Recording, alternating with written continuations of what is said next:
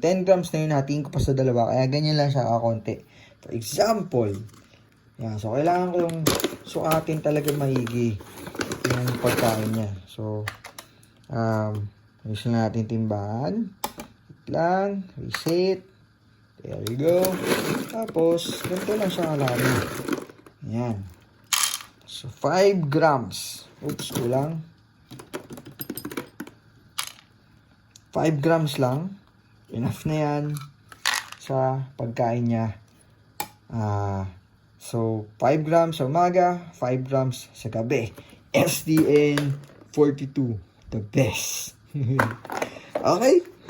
Yan na muna for now. Good morning. Bye na, Choco. Mawa naman niya. Kailangan mo lang magupitan. Sorry, hindi kita na suklian maigi. Titrim na.